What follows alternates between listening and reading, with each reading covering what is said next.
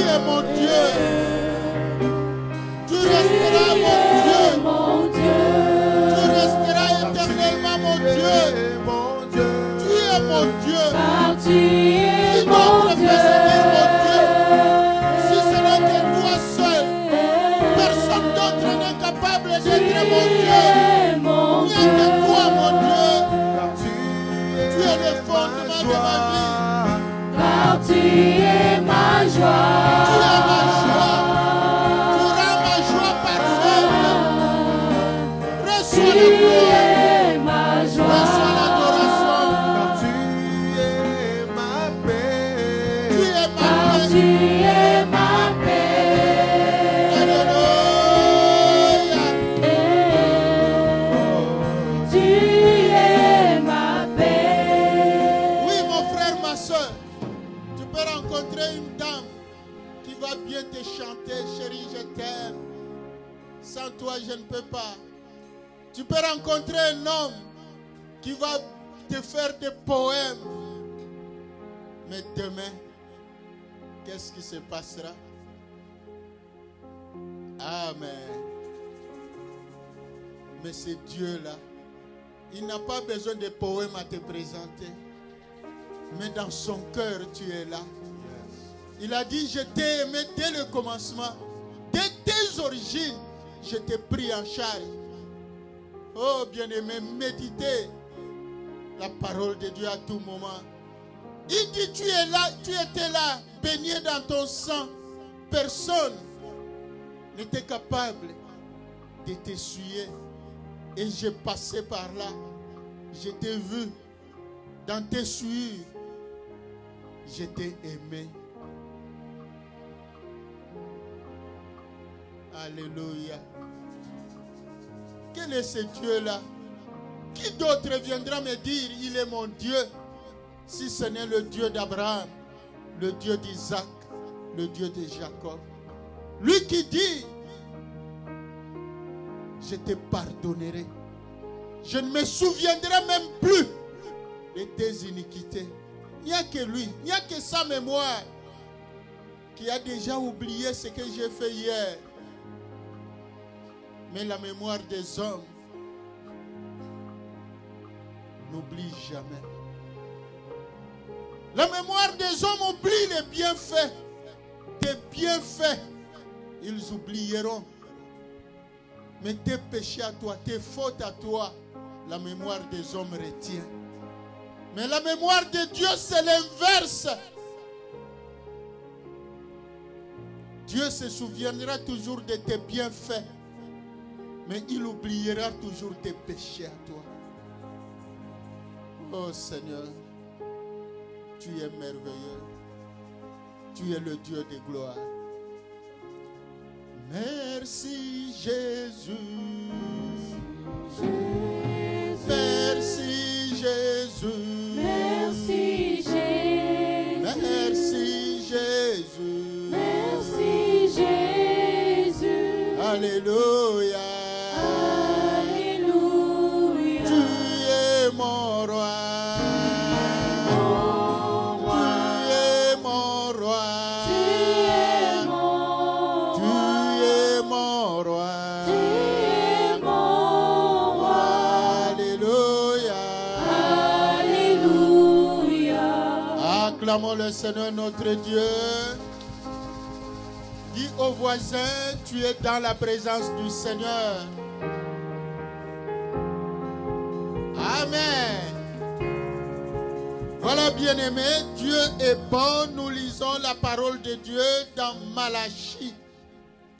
Malachie, au chapitre 1er. Malachie, donc en français on dira Malachie. Mais en réalité c'est Malachie. Amen.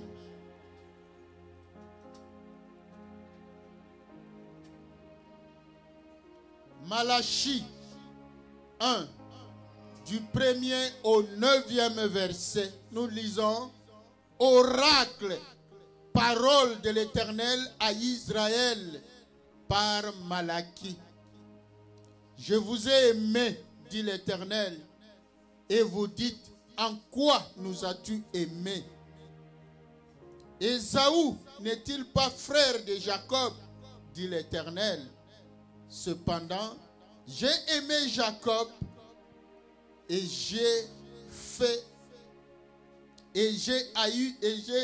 eu de la haine pour Ésaü. J'ai fait de ces montagnes une solitude. J'ai livré son héritage aux chacals des déserts. Si Édom dit, nous sommes détruits, nous élèverons les ruines. Ainsi par l'Éternel des armées, qu'ils bâtissent, je renverserai et on les appellera pays de méchanceté, peuple contre lesquels l'Éternel est irrité pour toujours. Vos yeux le verront et vous direz, grand est l'Éternel. Par-delà les frontières d'Israël, si je suis père, où est l'honneur qui m'est dû? Si je suis maître, où est la crainte qu'on a de moi? Dit l'Éternel des armées à vous, sacrificateurs, qui méprisez mon nom et qui dites, en quoi avons-nous méprisé ton nom? Vous offrez sur mon autel des aliments impurs et vous dites, en quoi avons-nous profané? C'est en disant, la table de l'Éternel est méprisable. Quand vous offrez en sacrifice une bête aveugle, n'est-ce pas mal? Quand vous en offrez une boiteuse ou infirme, n'est-ce pas mal? Offre-la donc à ton gouverneur. Te recevra-t-il? Te fera-t-il bon accueil? Priez Dieu maintenant pour qu'il ait pitié de nous. C'est de vous que cela vient. Vous recevra-t-il favorablement? Dit l'Éternel des armées. Acclamons le Seigneur notre Dieu. Pose la question au voisin. Te souviens-tu que Dieu t'aime plus que les autres?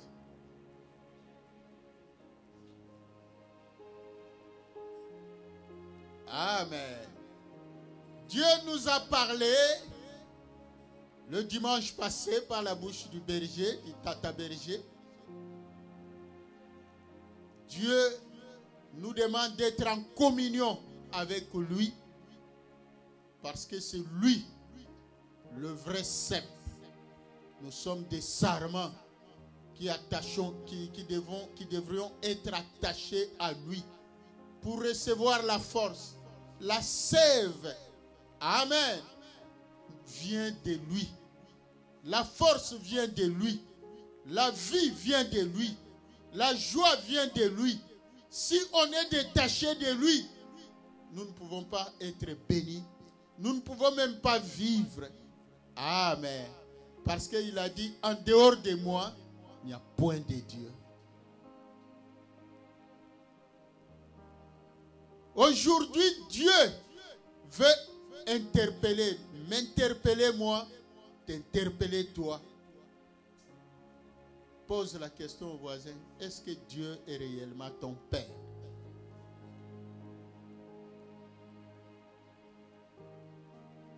Est-ce qu'il est réellement ton maître?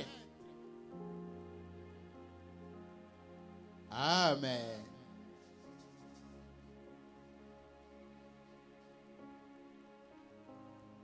Vous savez, Ésaïe, Malachie, dans la Bible, selon l'ordre classique, c'est le dernier prophète de la Bible. Amen. Avant que Jésus ne vienne. C'est lui le dernier prophète. C'est parmi les prophètes de retour de l'exil à Babylone. Quand on parle des prophètes de cette génération-là, On parle de Néhémie. Amen. On parle d'Esdras. Et tous, ils ont parlé de la repentance. Malachie signifie messager de Dieu ou mon messager. Le messager de Dieu. L'envoyé de Dieu. Quelqu'un qui est porteur du message de Dieu. Amen. Et c'était environ à peu près 4 ou 5 siècles avant la venue de Christ.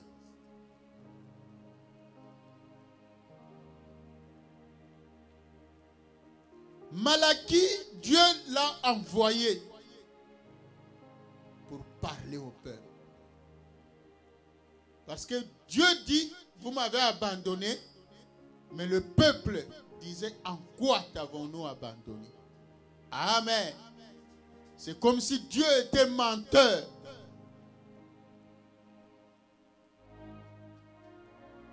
C'est comme si l'évaluation de Dieu n'était pas juste.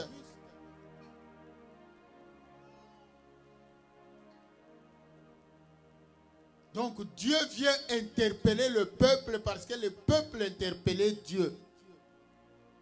C'était la période après la reconstruction du temple de Jérusalem avec donc par Zorobabel. Amen. Et quelque temps après, le peuple a abandonné encore l'Éternel, la voix de l'Éternel. C'est pour cela que Dieu a envoyé ses prophètes, entre autres Malachie. Amen. Donc, Malachie vient reprocher au peuple, vient dire au peuple. Donc, il parle de la part de Dieu. Dieu dit, vous m'avez abandonné, vous me méprisez, mais le peuple dit, mais en quoi? C'est peut-être aujourd'hui, c'est ça aussi que nous pouvons dire, mais moi, je suis là, non? Chaque dimanche, je suis au culte, non? Ou bien même si je ne vais pas au temple, je suis même en ligne. Et même si j'ai raté le culte, mais je suis quand même les vidéos. Amen. Dans quel état venons-nous? Donc Dieu veut interpeller le peuple. Il veut nous interpeller aujourd'hui. Est-ce que réellement il est notre Dieu? S'il est ton Dieu, où est l'honneur? Parce que nous devons honorer Dieu d'abord en marchant conformément à sa parole, en obéissant à sa loi. Et ensuite, par des actes. Amen. Pas seulement par des paroles, mais par des actes. Parce que la communion avec Dieu, Dieu est esprit. C'est en esprit que nous devons être en communion avec Dieu. C'est très important.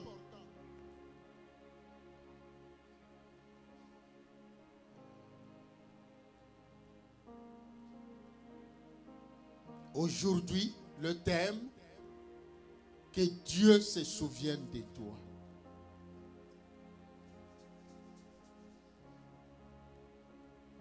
Que Dieu se souvienne de toi. Et pose-toi la question, de quoi Dieu va se souvenir dans ta vie.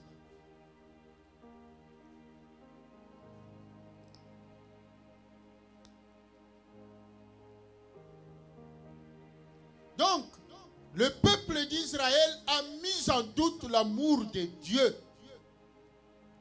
Parce qu'il disait, si réellement Dieu nous aime, c'est comme à l'époque de Gédéon, qui avait dit à l'ange, si réellement Dieu est avec nous, Pourquoi tous ces malheurs? Amen. Pourquoi j'ai attrapé la Covid si réellement Dieu était avec moi? Pourquoi je n'ai pas de travail? Pourquoi jusque-là je n'ai pas de papier? Pourquoi? Pourtant moi je prie, je chante. Pourquoi jusque-là mes problèmes sont sans solution? Les problèmes de mes enfants, ma famille. Pourquoi? Quand nous nous posons de telles questions, nous remettons en cause l'amour de Dieu, le doute. Mais pose-toi la question. Oui, tu as attrapé la Covid. Il y en a aujourd'hui qui sont devenus poussière. Regarde le voisin. Est-ce que tu es poussière?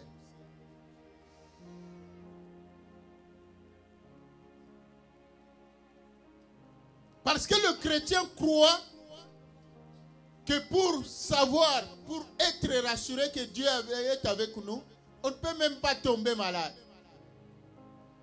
Amen. Acclamons le Seigneur notre Dieu. Cette interpellation, même Jérémie avait dit, Seigneur, je sais que toi, personne ne peut te juger, mais permets-moi quand même que je parle. Amen. De toutes les façons, même si je n'exprime pas, toi tu connais déjà. Alors, Alingala Odina Bimisata mon peuple. C'est-à-dire que je parle quand même. Que mon souffle parle. Seigneur, pourquoi la voix des méchants prospère-t-elle? Pourquoi les méchants sont-ils en paix? Et moi, tu me connais. Parce que Jérémie a traversé des moments durs. Amen. Si nous lisons dans Marc chapitre 10, Évangile selon Marc, à partir du 28e verset, Pierre s'est mis à lui dire, voici, nous avons tout quitté et nous t'avons suivi. Amen. Simplement ça. Jésus parlait, il donnait des promesses. Les disciples écoutaient attentivement. Mais des fois, certaines réalités qu'ils vivaient, ça semblait contredire toutes ces promesses-là. Parce qu'il disait, oui, maintenant, même quand il est avec nous, puisque Jésus leur parlait déjà, il préparait leur esprit, qu'ils devaient monter au ciel. Amen, ils devaient rentrer au ciel. Ils devaient mourir. Ils devaient ressusciter et rentrer au ciel. Alors Pierre, qui était spécialiste de la pêche, amen, un grand commerçant de poissons, Jésus lui a dit, Pierre, suis-moi. Pierre et ses amis ont abandonné tout. Les pirogues, les filets, tout. C'est-à-dire, ils ont abandonné la pêche. Leur métier qui leur procurait des revenus. Ils ont suivi Jésus. Amen. Mais plus ils avançaient, plus il y avait des inquiétudes. C'est comme si Jésus, qui leur avait donné beaucoup d'assurance, commençait à changer de langage. Ça, c'est selon notre compréhension humaine. Mais il commence à dire qu'il va nous quitter. Mais il va nous laisser comme ça. Nous, on a tout abandonné.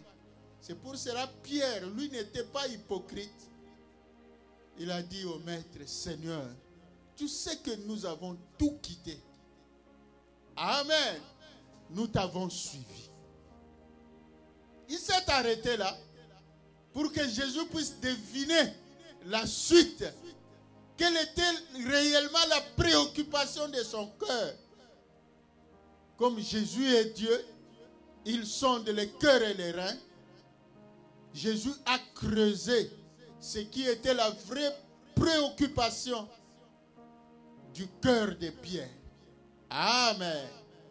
Tu sais que nous avons tout quitté. Nous avons tout abandonné. Et nous t'avons suivi. Aujourd'hui, toi aussi, mon frère, ma soeur, parfois tu peux dire, vous savez, quand on dit tout quitter, c'est relatif. Amen. Pour nous aujourd'hui, ça veut dire seulement, tu abandonnes ton temps. Il y a des moments où tu abandonnes ce que tu as fait, même tes programmes, pour aller servir Dieu. Il y a des moments où ce que tu as, qui pouvait te servir à faire tes programmes, à nourrir ta maison, mais tu donnes à l'église. Mais à un certain moment, tu te demandes, mais qu'est-ce que je gagne dans tout ça? Ou bien ceux qui t'observent, ta famille, qu'est-ce que je gagne? Donc il y a des moments où le doute s'installe. Pierre, qui était pourtant emballé avec ses amis, avec son frère André, mais à un certain moment, le doute s'installe. Même Jean-Baptiste, qui était arrêté, celui-là même qui avait introduit Jésus au monde. Amen. Dans le terme vulgaire, on peut dire qu'il a fait la campagne en faveur de Jésus. C'est lui qui a parlé de Jésus-Christ, qui a vanté Jésus. Que celui-là, moi je ne suis même pas capable de délier ses souliers. Il a tout. Mais quand Pierre sera arrêté, il s'est retrouvé en prison. Hérode l'a fait arrêter. Jean, pardon. Jean a attendu que Jésus vienne lui rendre visite. Jean a attendu que Jésus lui envoie ne fût-ce qu'un mot de consolation. Ça ne venait pas. Le doute s'est installé. Amen. Jean-Baptiste, jusqu'à tel point, Jean-Baptiste va envoyer ses disciples, ceux à qui il avait parlé de Jésus-Christ, ceux qu'il a gagnés. Mais Jean va chercher à contredire. Amen. Par cet acte-là, il a remis en cause son enseignement. Ses déclarations. Il a dit, allez voir Jésus. Posez-lui la question. Le Messie qui devrait venir, est-ce que c'est lui ou c'est un autre? Acclamons le Seigneur notre Dieu. Ce sont des choses qui nous arrivent, nous aussi. Des fois, quand on évalue, on se demande, est-ce que réellement Dieu existe? Est-ce que réellement Jésus-Christ existe? Est-ce que réellement Jésus est Dieu? Est-ce que réellement Jésus est capable? Pourquoi alors, s'il est capable, s'il existe, lui qui a dit, je suis avec vous tous les jours, jusqu'à la fin du monde, pourquoi? Pourquoi alors? Et ça réduit le zèle. Ça diminue la foi. Tous ces questionnements-là, ça affecte même notre foi. Ça affecte même notre adoration. Ça affecte même notre façon de considérer Dieu. Ça affecte même notre façon de donner à Dieu. Dis au voisin, attention. Amen. Donc revenons à Malachie. C'est ça qui s'est passé.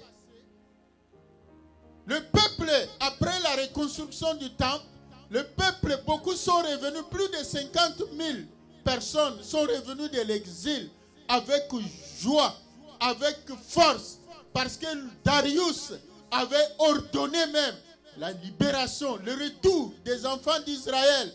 Celui-là même qui les tenait captifs, un jour il se réveille, lui-même, Dieu lui a parlé, Dieu lui a donné les ordres. Amen. Chaque chose a son temps.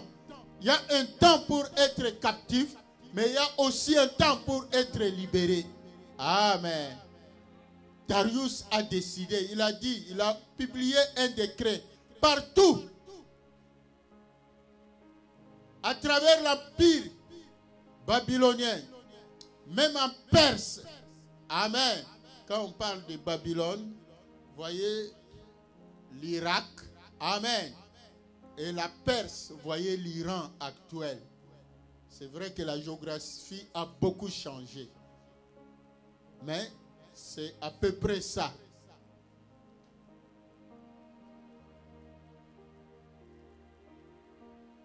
Les enfants d'Israël sont rentrés pour reconstruire le temple. Le temple a été effectivement reconstruit. Mais quelque temps après, le peuple qui a commencé à éprouver des difficultés a commencé à remettre en doute l'amour de Dieu. Amen. Ils ont commencé à mépriser Dieu. Ils ont commencé à abandonner la joie de Dieu. Ils ont perdu le zèle. Pose la question au voisin, toi, qu'est-ce qui te fait perdre le zèle que tu avais avant? Demande-lui, qu'est-ce qui fait que ce dimanche tu viens, l'autre dimanche tu ne viens pas? Pourquoi? Acclamons le Seigneur notre Dieu. L'amour de Dieu pour nous n'a pas de fin. Mais pourquoi nous devons choisir des jours? À moins que ce soit une obligation professionnelle, si ça ne dépend pas de toi. Mais si toi-même tu es patron, pourquoi tu décides de travailler le dimanche? Amen. Acclamons le Seigneur notre Dieu.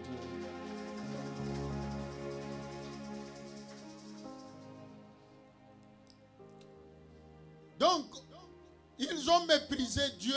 C'est ça que nous venons de lire dans Malachie, chapitre 1er. Maintenant, au chapitre 3, lisons Malachie, chapitre 3, 13 à 18.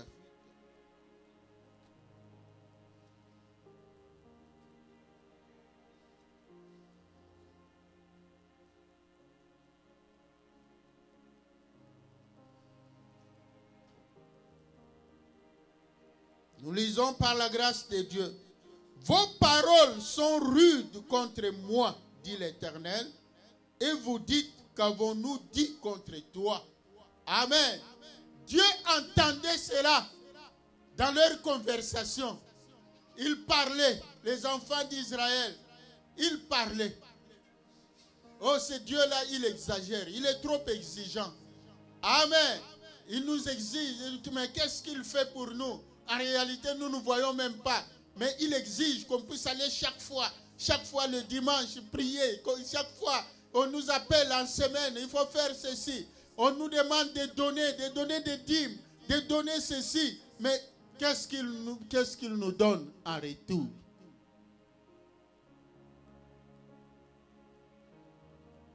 Dis au voisin, Dieu entend, il sonde les cœurs et les reins.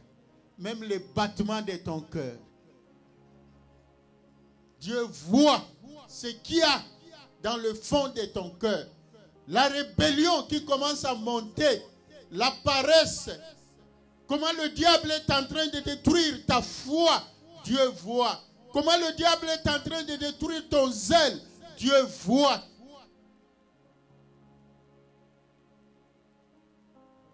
Le peuple de Dieu, il ne donnait même plus de dîmes. Il ne donnait même plus, même les offrandes. Il choisissait, parce qu'à l'époque, généralement, c'était pour les éleveurs des animaux. Amen. des moutons, c'est-à-dire des brebis ou des vaches ou quoi, qu'on a mené. Parce que la loi de Moïse avait institué que le peuple doit chaque fois donner des dîmes. Les dîmes, c'est pour entretenir les sacrificateurs et leurs familles. Amen. Et les offrandes, c'est pour entretenir le temple. Donc faire fonctionner le temple. Il y avait beaucoup de services. Rappelez-vous, Ézéchias, quand il est monté au pouvoir, il est allé pour adorer Dieu. Il a trouvé le temple fermé. Non seulement fermé, il y avait des moisissures partout. Des insectes ont commencé à ronger les bois du temple.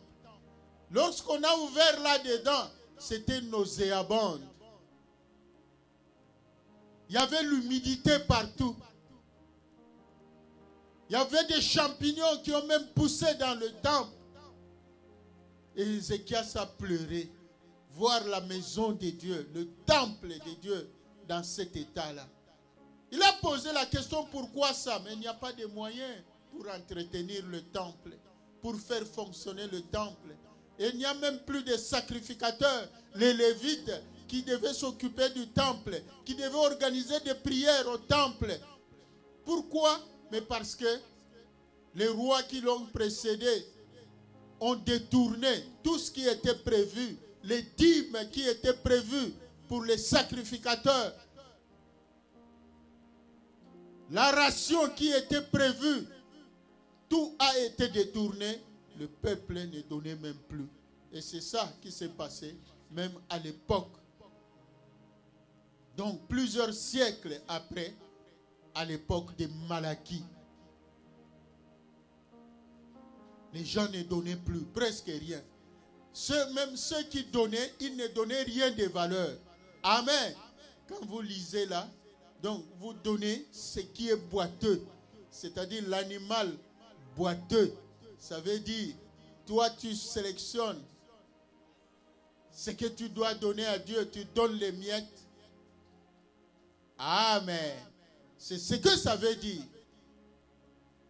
Alors c'est pour cela que Dieu a posé la question. Si réellement je suis votre roi, où est l'honneur qui m'est dû? Dieu ne veut pas être roi seulement de bouche par notre bouche quand nous l'adorons. Rappelez-vous les enseignements qu'on vous a donnés, que nos dîmes, nos actions de grâce, nos louanges nos offrandes accompagnent nos louanges, nos adorations.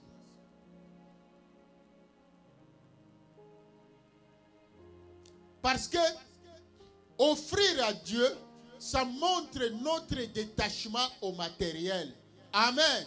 Nous reconnaissons que c'est Dieu qui nous a donné, mais le matériel là n'est pas notre Dieu. C'est ce que David avait dit. Ce que nous t'offrons, c'est ce que toi-même tu nous as donné. Voilà pourquoi Abraham avait demandé un enfant. Quand Dieu lui a donné un enfant, Dieu a voulu s'assurer que ce qu'il a donné à Abraham ne devienne pas une idole pour Abraham. Que cet enfant-là ne devienne pas une idole. C'est pourquoi Dieu lui a dit, donne-moi Isaac. Amen. Et Dieu n'avait pas permis, ce n'était qu'une façon de montrer à Abraham que tout ce que tu as, c'est moi qui te donne. Et quand j'ai besoin de ça, il faut me le donner. Et moi, je te donnerai davantage.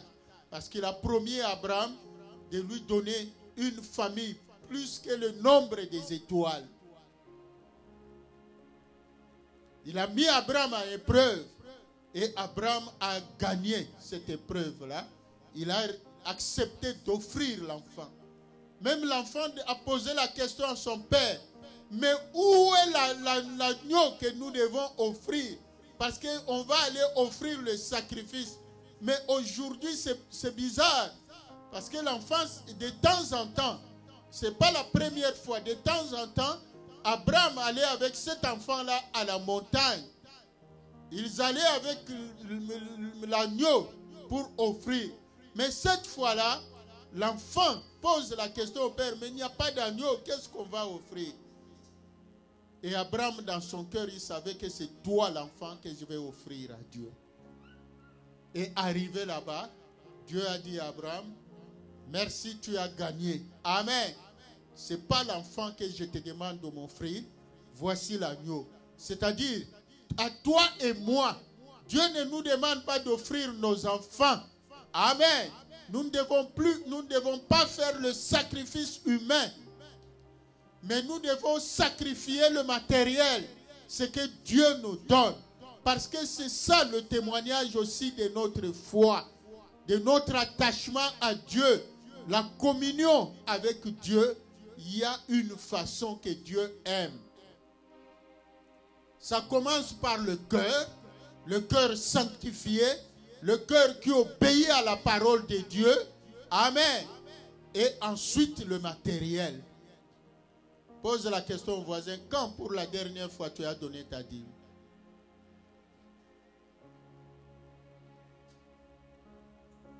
Amen. Acclamons le Seigneur notre Dieu.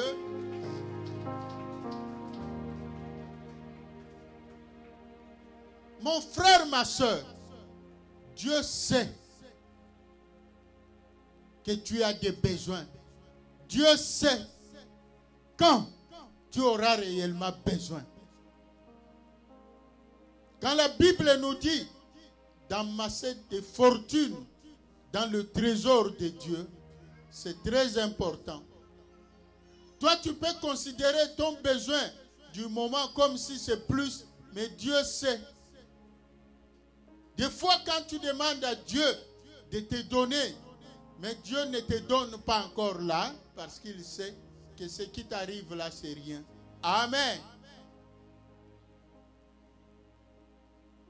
La communion avec Dieu, c'est ça l'alliance avec Dieu.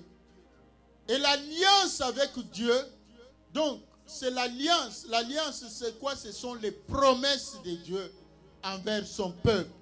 Et ce sont tes promesses aussi envers Dieu. Seigneur, si tu me donnes un enfant, cet enfant-là, je te l'offrirai.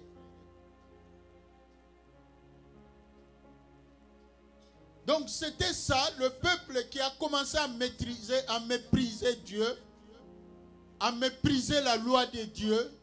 Ce peuple-là, qui ne donnait même plus les offrandes, les dîmes.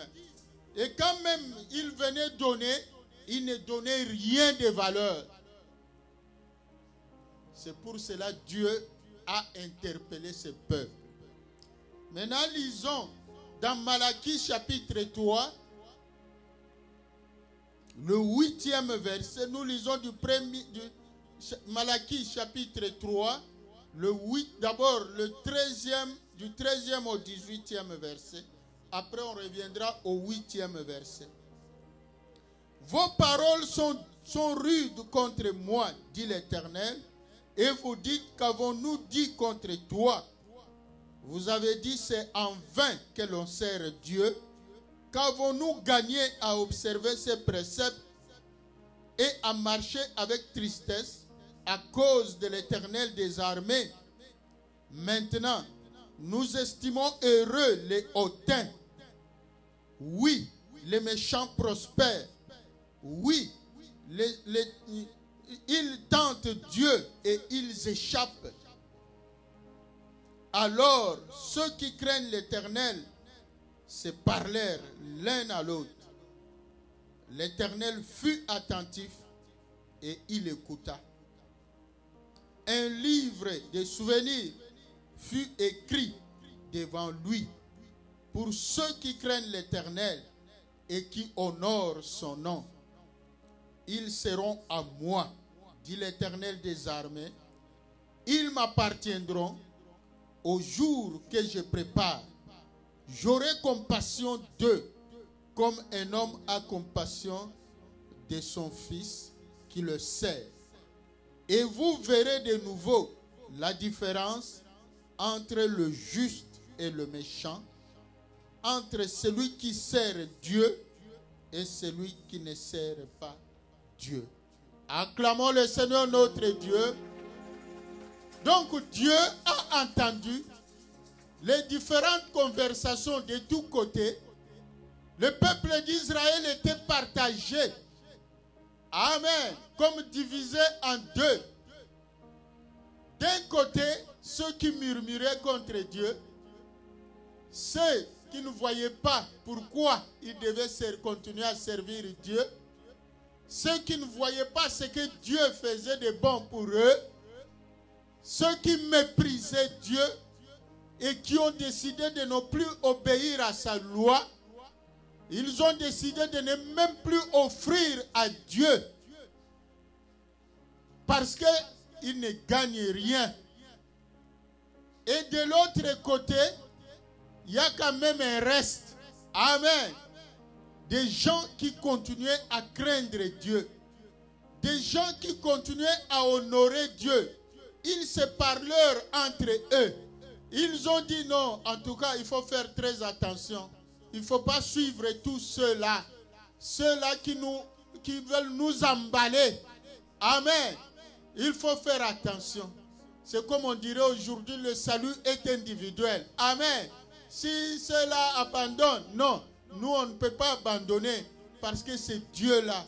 C'est lui qui nous donne le souffle de vie chaque jour. C'est lui qui nous délivre quand les ennemis viennent nous attaquer. C'est lui qui fait de grandes choses pour nous. Il bénit nos semences. C'est lui qui donne des solutions à tous nos problèmes. Donc nous, un groupe de gens, des enfants d'Israël qui ont décidé de continuer à craindre Dieu. Donc Dieu a entendu de tous côtés. Il a interpellé ceux qui murmuraient contre lui, c'est-à-dire les ingrats, ceux qui ne reconnaissaient pas les bienfaits de Dieu. Qu'est-ce que Dieu a fait pour nous? Pour que nous puissions continuer à l'adorer, pour que nous puissions continuer à faire des sacrifices, pour que nous puissions lui donner ce qui a des valeurs. Qu'est-ce que? Mais les autres ont dit non, nous, on va. Amen. Et Dieu leur a parlé aussi. Écoutez, n'oubliez pas, ce que les autres oublient, il y a un livre des souvenirs. Amen. Il y a un livre des souvenirs dans lequel on écrit soit notre méchanceté, soit notre bonnes actions. Amen. Il y a un livre des souvenirs. Dis au voisin, Dieu n'oublie jamais un bienfait d'un homme. Et pose la question au voisin, toi aujourd'hui tu es dans quel camp? Acclamons le Seigneur notre Dieu. Choisis ton camp. Si tu veux être dans le camp de ceux qui murmurent. Amen. Revenons dans Marc. Chapitre 10. Nous avons lu seulement le verset 28. Maintenant nous continuons la réponse que Christ a donnée. Amen. Parce que Pierre a interpellé Jésus en disant, voici, nous avons tout quitté et nous t'avons suivi. C'est pour dire, maintenant qu'est-ce qu'on a gagné? Amen. Certainement Pierre, à un certain moment, par l'impulsion du diable, avec ses amis, peut-être ils essayaient de faire les calculs. Combien de poissons ils attrapaient en moyenne chaque jour? Amen. Vous savez, les tilapia. Amen. Alors, il faisait les calculs. Par jour, il ne sortait pas avec moins d'autant de dollars, par exemple. Ce sont tous ces calculs-là à voir, mais finalement, ce monsieur qui est venu nous emballer, il a dit, suivez-moi. Maintenant, il commence à nous parler qu'il va nous quitter. Mais il va nous laisser dans les comment on appelle, comme on dit à Kinshasa, l'éperdument. Amen. Il va nous laisser comment? comment allons-nous vivre? Écoutez la réponse de Jésus. Jésus répondit, je vous le dis en vérité, il n'est personne qui, ayant quitté à cause de moi et à cause de la bonne nouvelle, sa maison et ses frères, ou ses soeurs, ou sa mère, ou son père, ou ses enfants, ou ses terres, ne reçoivent au centuple présentement dans ce siècle, ici, des maisons, des frères, des sœurs, des mères, des enfants et des terres, avec des persécutions, et dans le siècle à venir, la vie éternelle. Plusieurs des premiers seront les derniers, et plusieurs des derniers seront les premiers. Acclamons le Seigneur notre Dieu. Mon frère, ma soeur, il faut faire attention. Il faut maintenir ton rythme de foi. Il faut maintenir ton zèle pour ton Dieu. Il ne faut pas te laisser envahir par des pensées que le diable injecte. Amen. Le diable, il vient créer des doutes. Il vient semer des doutes pour que tu puisses commencer à te demander, mais tout ce qu'il a, je gagne quoi? Mon frère, ma soeur, si Dieu peut te révéler ce qu'il a déjà fait pour toi, même si ta mémoire oublie, si Dieu pouvait te révéler que le souffle de vie que tu as là, tu ne pouvais pas l'avoir jusqu'à aujourd'hui. Si Dieu pouvait te révéler que la santé que tu as, tu ne pouvais pas l'avoir jusqu'à aujourd'hui. Je connais quelqu'un qui était vraiment dans l'anxiété. Pasteur, prie pour moi parce que les médecins m'ont dit qu'ils soupçonnent quelque chose. Et à moi, ils m'ont envoyé là-bas en médecine nucléaire. Ils m'ont envoyé là-bas pour faire encore beaucoup d'examens parce qu'on soupçonne, il y a un cancer, tout ça. Je lui ai dit, tu sers l'Éternel, oui ou non? Amen. Oui, Dieu peut permettre qu'un enfant de Dieu attrape la maladie. Amen. Attrape le cancer. Mais Jésus dit, cette maladie-là n'est point pour la mort. Mais notre Dieu, il a dit, vous verrez la différence entre celui qui est à moi et celui qui n'est pas à moi. Dieu a dit, servez-moi et j'éloignerai la maladie de vos maisons. Je vous guérirai. Servez-moi et j'enverrai la terreur. La terreur vous précédera partout où vous passerez. Avant que vous n'arriviez, la terreur de l'Éternel va anéantir, va menacer tous ceux qui veulent te faire du mal. Dieu a dit, servez-moi et vous aurez la santé pour vos muscles. Dieu a dit, servez-moi et je bénirai votre eau. Je bénirai le fruit de votre travail. Je lui ai dit, mets-toi, on va prier. Amen. Il m'a dit, mais ça traîne. On t'a donné le résultat. On m'a dit, ça prend du temps. Moi, dit, ne t'inquiète point. Jésus dit que votre cœur ne se trouble point. Croyez en Dieu, croyez en moi. À moins que ce soit la volonté de Dieu. Mais sinon, il n'y a aucun mal qui va t'arriver. Quelque temps après, il m'appelle pasteur. Pasteur, vraiment, vous êtes où? Moi, viens à Montréal-Est. Il est venu me voir. Oh non, les médecins m'ont dit non. Même ce qu'on voyait là avant. Donc on ne voit même plus rien. Tout va bien. Acclamons le Seigneur notre Dieu. C'est ça le thème d'aujourd'hui. Dieu n'oublie jamais un bienfait d'un homme. Mon frère, ma soeur, c'est parce que tu ne te rends pas compte de combien de dangers le Seigneur t'épargne. Le diable te fait voir seulement la partie des problèmes qui ne sont pas encore résolus dans ta vie pour affecter ta foi, mais il te cache, il te fait oublier ce que Dieu fait tous les jours pour toi. Il combat pour toi des combats visibles et invisibles. Servons l'Éternel. Ne doutons pas de l'amour de Dieu. Il est là. Ne doutons pas de l'amour de Dieu. C'est comme Jean-Baptiste qui à un certain moment a douté de ce que lui-même a proclamé. Dis aux voisins que la souffrance ne remette pas en cause la place de Jésus-Christ dans ton cœur. Dieu n'oublie jamais. Il y a un livre de souvenirs. C'est pour vous rappeler. Il y a 2 livres au ciel. Il y a le livre de vie. Il y a le livre des souvenirs.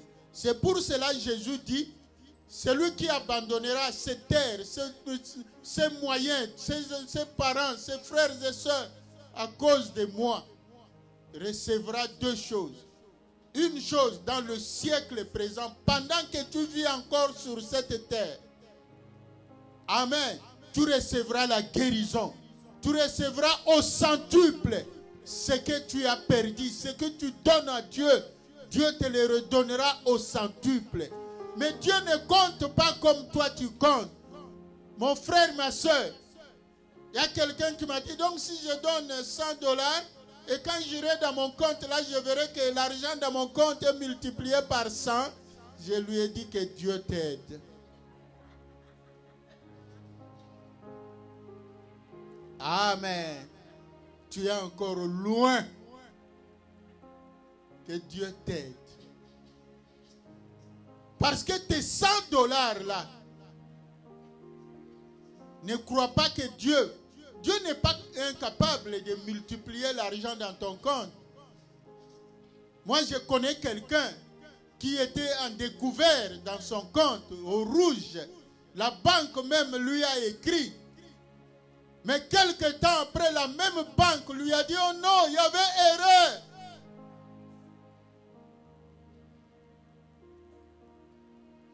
Son compte a été gonflé. Est-ce que ce n'est pas un miracle de Dieu? Oui, la banque parlera de l'erreur. Mais toi, tu sais qu'il n'y a point d'erreur, c'est ton Dieu. Il transforme la malédiction en bénédiction. Mais ce que nous donnons à Dieu, c'est Dieu seul qui sait comment il va nous payer. Toi-même, tu ignores quand tu te trouveras dans une situation compliquée, mais Dieu sait. Amen. Et ce jour-là, tu ne te rendras pas compte que tes offrandes ont parlé, que ton obéissance à Dieu, ta sanctification a parlé. Tu ne te rendras pas compte. Mais il est le Dieu qui dit, moi je donne au centuple. Amen. Moi j'honore ceux qui m'honorent. Il est le Dieu qui est fidèle. Il n'est pas un homme pour mentir, ni un fils d'un homme pour se repentir. Mon frère, ma soeur, il est temps que tu puisses te catégoriser. Tu es dans quelle catégorie? Nous venons de lire Malachie. Est-ce que la catégorie des moqueurs, ceux qui se moquent de Dieu, ceux qui doutent de l'amour de Dieu, ou dans la catégorie de ceux qui continuent à croire à la grâce de Dieu? Et dans le siècle à venir, c'est la vie éternelle que Dieu nous donne. C'est pour cela qu'il y a 2 livres. Il y a le livre de vie. Dans ce livre-là, toute personne qui reçoit Jésus-Christ comme Seigneur et Sauveur, son nom est inscrit dans ce livre-là. C'est-à-dire la vie éternelle. Amen. Mais le livre des souvenirs, c'est pendant que nous vivons sur cette terre. Toutes les actions que nous posons pour la gloire de Dieu, pas pour notre gloire, mais pour la gloire de Dieu. Tout ce que tu fais pour que le nom de Dieu trouve gloire. Vous savez, c'est malheureux qu'une église comme la nôtre, nous puissions nous retrouver, nous ne sommes pas capables de payer le loyer. Ça ne donne pas gloire à Dieu. Lisez bien le livre de Malachie.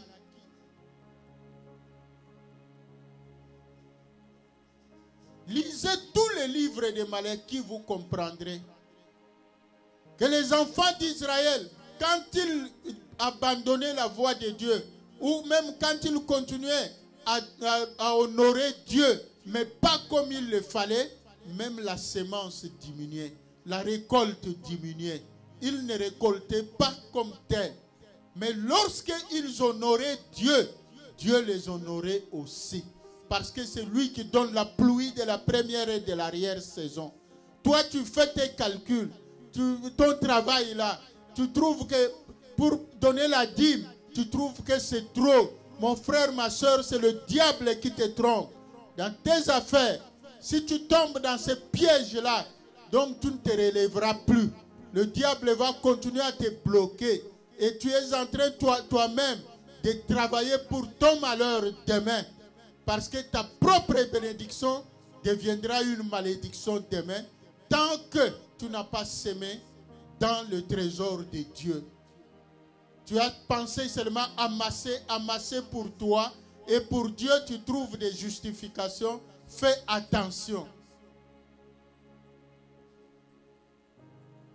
N'honorons pas Dieu seulement par la bouche, mais montrons le zèle, même par les actions. Lisez beaucoup les livres de Malachie. Mon frère, ma soeur, Dieu veut nous bénir. Dieu, il est là pour nous. Il a promis que nous serons persécutés.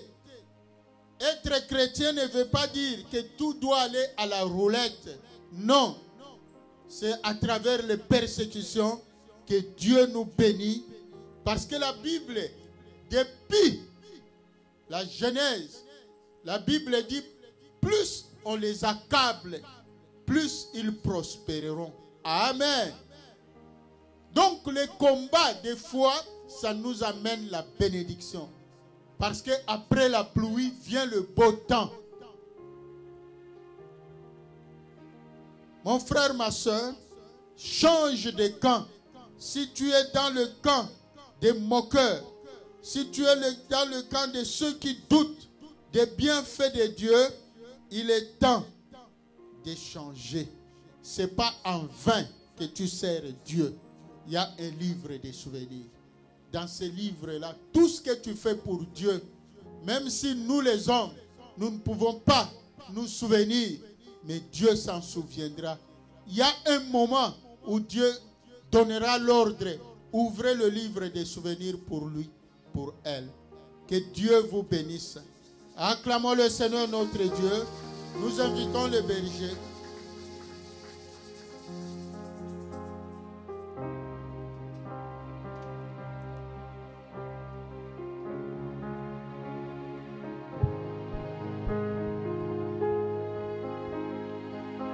Acclamons le Seigneur notre Dieu. Oui, bien-aimés, nous avons écouté la parole de Dieu. Chacun a reçu sa part. Et si ce matin tu estimes que tu as quelque chose à dire devant le Seigneur, lève-toi là où tu es, nous voulons prier ce matin. Oui, le pasteur nous a parlé. Oui, tu as connu des zones de turbulence. Tu as passé des moments difficiles et tu as douté. Tu pensais que Dieu t'avait abandonné. Tu pensais que Dieu ne t'aimait pas. Tu as commencé à faire des calculs toi-même. Ce matin, dis-lui, Seigneur, je me répands. Pardonne-moi parce que j'ai murmuré contre toi. La Bible nous dit dans 1 Corinthiens chapitre 10, à cause de la murmure d'Israël, dans le désert, Dieu a tué les enfants d'Israël. Oui, Dieu n'aime pas le murmure. Si ta foi a baissé parce que tu pensais que Dieu t'a abandonné, parce que tu pensais que ta souffrance était plus grande que l'amour de ton Dieu, dis-lui, Seigneur, un moment de ma vie, Seigneur, j'ai perdu l'équilibre. j'ai perdu foi en toi. J'ai perdu la notion de l'amour. J'ai perdu, j'oubliais que tu es miséricordieux, Seigneur. Ce matin, je me répands. Pardonne-moi, Père. Élevons nos voix pendant que la chorale entend le chant. Bien-aimé, commence à parler à ton Dieu ce matin. Parle-lui ce matin, parle-lui. Oui, Jérémie aussi a murmuré. Jérémie aussi a douté. Comme Jean-Baptiste, toi aussi tu n'es pas épargné. Quand tu as vu la souffrance, quand tu as vu comment le médecin t'a annoncé cette nouvelle, quand tu as vu la gardienne te dire la nouvelle sur tes enfants, sur ton enfant, tu as eu peur, tu as perdu ton équilibre, tu as perdu foi en Dieu, tu as murmuré, tu as murmuré. Dieu t'a promis quelque chose, il t'a promis la bénédiction, il t'a promis des grandes choses, mais au lieu de voir l'accomplissement, toi tu es en train de vivre autre chose dans ta vie. Tu as murmuré sur la prophétie qui était sortie sur toi. Tu as murmuré, tu as douté du message de l'ainsi dit l'Éternel que Dieu t'a donné, bien-aimé. Répands-toi ce matin. Répands-toi ce matin. Il est miséricordieux, notre Dieu. Il est capable d'oublier tes péchés. Il est capable d'oublier tes murmures. Il est capable de restituer les années que les sauterelles t'ont dévorées. Il est Dieu, il est sans pareil. Il n'a pas d'égal, notre Dieu. Il est sans pareil.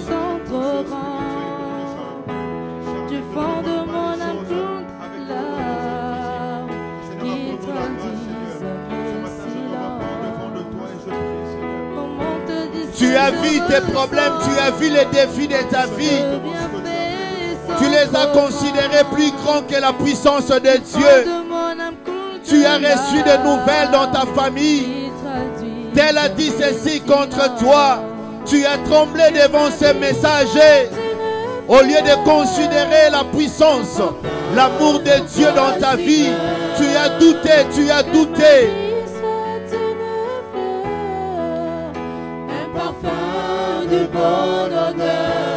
Seigneur, pardonne-moi, Seigneur. Pardonne-moi, Seigneur. Fais de moi ce que tu voudras. Devant toi, je me repens. Bien-aimé, commence à renoncer au murmure. Commence à renoncer au murmure en disant à Dieu, Seigneur, plus jamais je me réponds, Seigneur, de tout doute. Je me réponds de toute forme de murmure dans ma vie.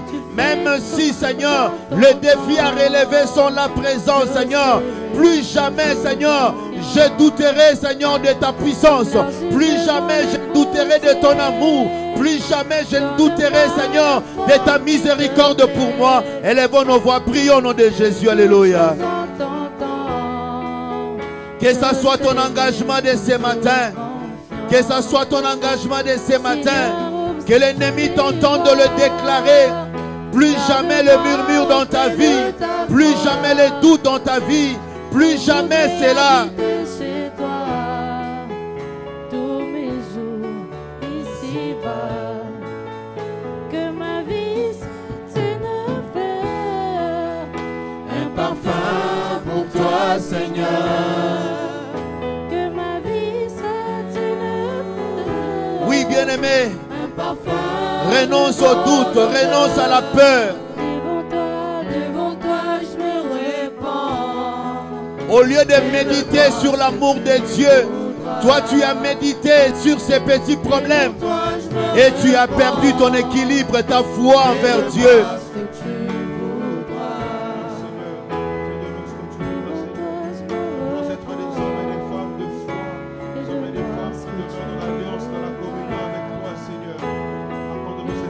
Oui, comme les apôtres, lorsqu'ils ont vu la tempête dans la barque, ils ont crié, ils ont eu peur ce matin. Jésus, quand le Fils de l'homme reviendra sur la terre, trouvera-t-il la foi? Est-ce que ce matin, bien-aimé, tu te positionnes dans quelle catégorie? Fais de moi ce que tu veux. parce que tu as renoncé. Nous allons prier selon le psaume 27. Tu vas confesser ce matin. Seigneur, je déclare et je proclame que tu es mon rocher, ma lumière et ma force. De qui aurais-je peur? Ce matin, bien-aimé, confesse que l'Éternel est ton rocher. C'est sur le rocher que toi tu bâtis ta foi. C'est sur le rocher que toi tu bâtis ta vie. Oui, c'est lui qui a bâti sa vie sur le rocher. Lorsque les vents soufflent, il reste stable. Lorsque la tempête souffle, lorsqu'il y a des ouragans, il reste stable. La maison ne tremble pas. La maison ne perd pas équilibre. Ce matin, bien-aimé, commence à confesser. Seigneur, tu es mon bouclier, tu es mon rocher, tu es mon étendard, tu es ma force, tu es ma lumière. Élevons nos voix, prions au nom de Jésus, alléluia. Confesse-le, proclame-le ce matin. Proclame-le ce matin. Dans ta vie, tu le proclames ce matin. Que le Seigneur te fasse grâce. Que le Seigneur nous fasse grâce ce matin. Qu'il soit réellement notre rocher. Que Dieu soit réellement notre bouclier. Oui, devant le trait enflammé du malin. Que l'Éternel soit notre bouclier. Face à l'ennemi, que l'Éternel soit notre bouclier. Face à l'enchantement, face à la malédiction, face aux attaques de l'ennemi. Que Dieu soit réellement notre bouclier. Que Dieu soit réellement notre bouclier. Oui, proclame ce matin que l'Éternel est ma lumière. Oui, dans les ténèbres, toi tu verras la lumière. Tu verras le chemin par où tu dois passer. Parce que l'Éternel est ta lumière. Il est celui qui éclaire les ténèbres. La Bible l'appelle l'étoile brillante du matin. Jésus est réellement l'étoile brillante du matin. Il vient chasser les ténèbres dans ta vie.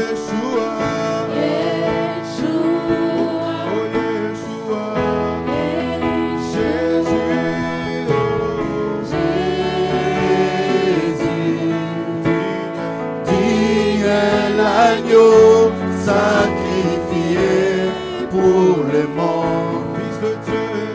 Fils de Dieu de l'homme, tu es saint élevé. La terre entière loua ton grand nom, ton grand nom, ton grand nom.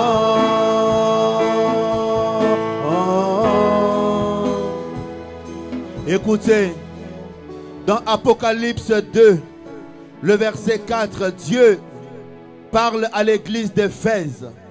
Il dit, ce que j'ai contre toi, c'est que tu as perdu ton premier amour. Dans le psaume, David a dit, le zèle de ta maison me dévore. Ce matin, bien-aimé, tu te positionnes où?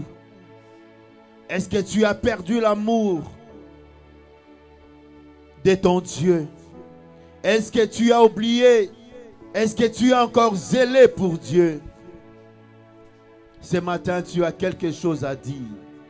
Comme Osée a dit aux enfants d'Israël, ne revenez pas seulement avec des paroles, mais déchirez vos cœurs et parlez devant Dieu. Ce matin, bien-aimé, qu'est-ce que tu peux dire à ton Dieu ce matin? C'est lui qui t'a créé en son image. C'est lui qui t'aime. C'est lui qui combat pour toi les combats visibles et invisibles. Lorsque tu